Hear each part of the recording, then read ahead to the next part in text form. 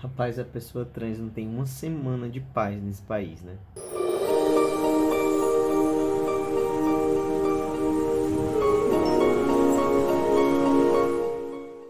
Saudações eu do futuro, queridos renascentistas e curiosos de plantão.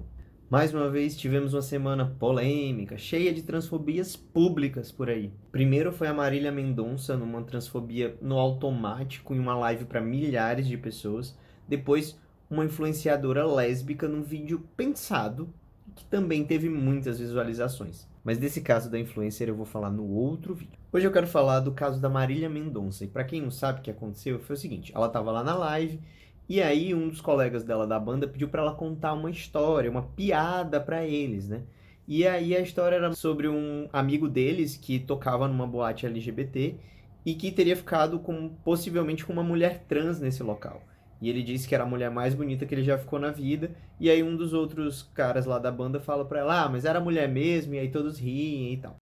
E se você tá pensando: "Ah, mas o que que tem? Isso não tem nada demais". Eu sinto te dizer, mas de tanto ver, ouvir e fazer esse tipo de coisa, se tornou normal na sua vida se divertir com o sofrimento alheio. E eu nem vou falar muito sobre como fazer chacota com pessoas que se relacionam com pessoas trans é um grande absurdo, né? Porque isso, obviamente, faz com que essas pessoas não se relacionem com a gente. Elas ficam com medo, porque aí elas vão sofrer humilhações, né? Elas vão ser motivo de piadas. E aí essas pessoas ou se afastam da gente, ou quando elas acabam se relacionando, por esse medo do que elas podem sofrer, elas acabam agredindo a gente, né? E aí elas nos espancam, nos matam, né? Enfim. Para que essa piada em pleno 2020 do tipo, ah, será que é mulher mesmo? Velho, não faz sentido.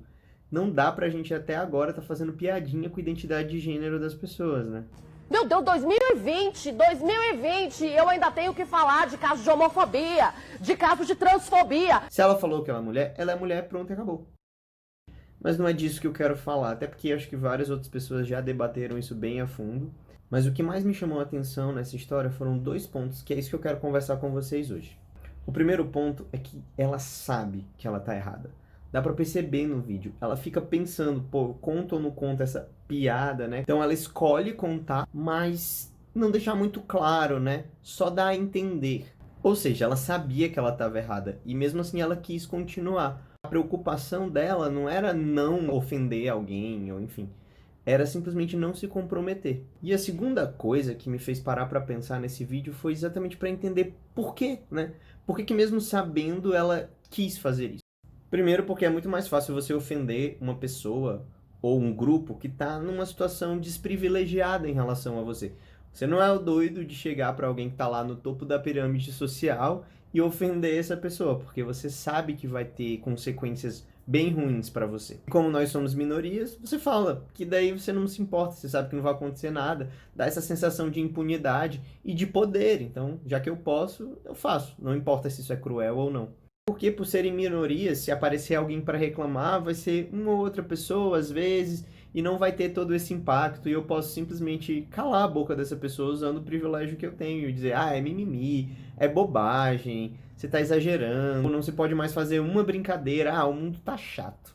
E aí, mesmo você sabendo lá no fundo que você tá errado, que o que você fez foi no mínimo mal educado, você fica usando um monte de coisa para se convencer que não, só para você não se sentir culpado. E aí você coloca no outro essa culpa.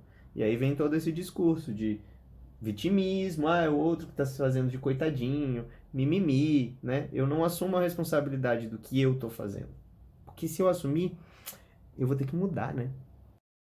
E a Marília Mendonça é uma mulher que tem comportamentos até visto como masculinos por algumas pessoas. E ela tá num meio muito machista, que é o meio do sertanejo. Ela precisou sobreviver e criar sucesso ali. E como é que faz quando você é um oprimido e quer fazer parte do clube dos opressores? Você abaixa a cabeça, você ri das piadas que eles fazem, você faz as mesmas brincadeiras, você age com os mesmos preconceitos, replica às vezes até as mesmas violências que a gente sofre. Enfim, agindo como se você fosse um deles. E esquece que por mais que a gente se disfarce e tente parecer com eles, eles nunca vão olhar pra gente como iguais. Então não adianta fazer isso em busca de um ou outro ganho pessoal, individual, porque a gente como grupo sempre vai ser visto nessa posição de inferioridade. a não ser que a gente mude esse comportamento na sociedade. E quando a gente vai lá e simplesmente replica, a gente está exatamente fazendo o contrário disso. Fico feliz que a Marília tenha percebido isso, né? Depois das pessoas falarem, ela reconheceu o erro, disse que vai, enfim, tentar mudar, e eu acho isso ótimo. Eu não sou do tipo, tá cancelado, muito pelo contrário.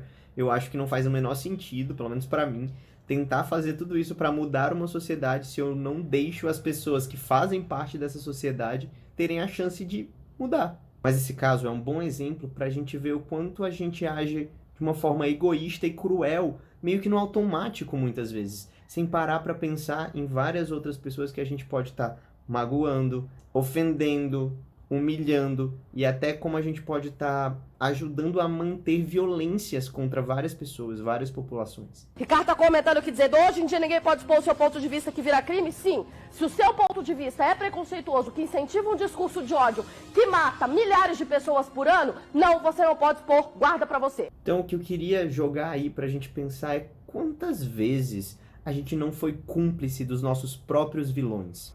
Quantas vezes a gente não compactuou com ações que a gente sabia que estavam erradas por medo da reação dos outros. Porque o seu direito de rir por 3 segundos de uma piadinha não é mais importante do que a vida de várias pessoas. É isso aí, pessoal. Espero que vocês tenham gostado e até a próxima.